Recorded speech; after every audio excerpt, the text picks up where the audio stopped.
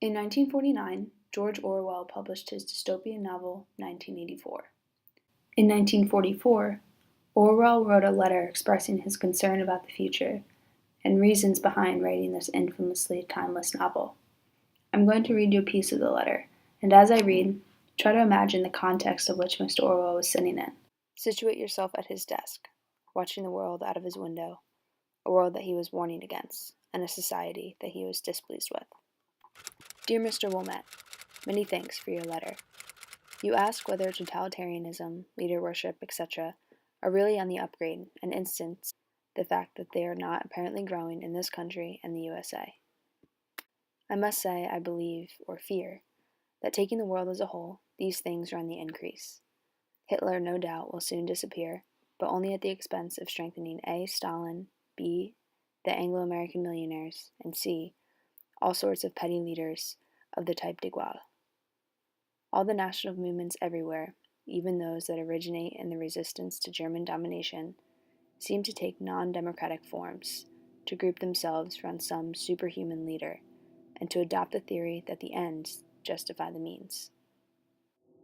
Everywhere, the world movement seems to be in the direction of centralized economies, which can be made to work in an economic sense, but which are not democratically organized, and which tend to establish a caste system.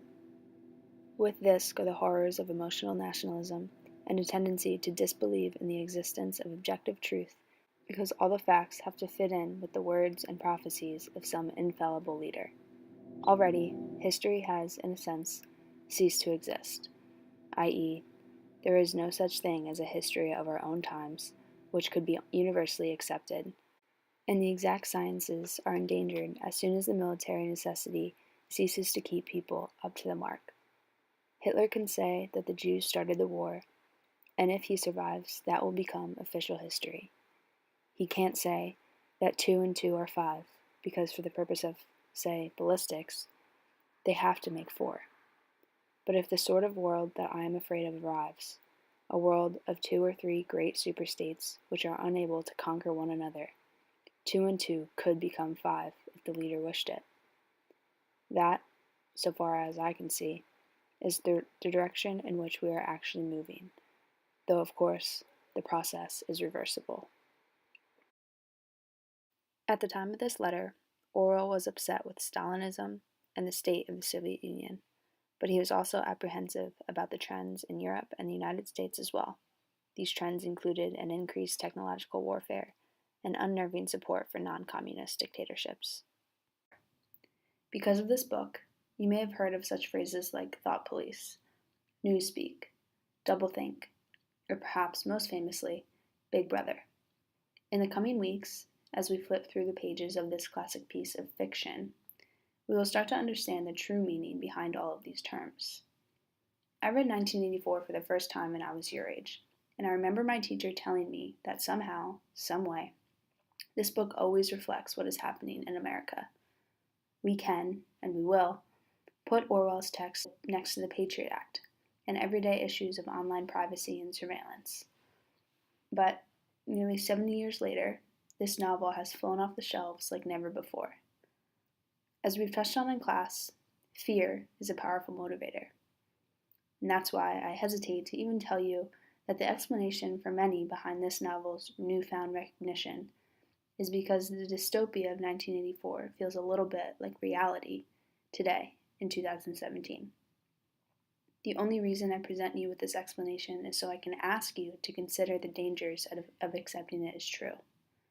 Before we read, I want you to think first about the danger of accepting any claim as true before we take the steps ourselves to carefully look at supporting evidence, make connections, and decipher facts from falsehoods. Below this video, you will see a couple of links. The first is of Orwell's full letter. I recommend that you read the entire thing and take note of any ideas that caught your attention. Be prepared to come to class and explain why.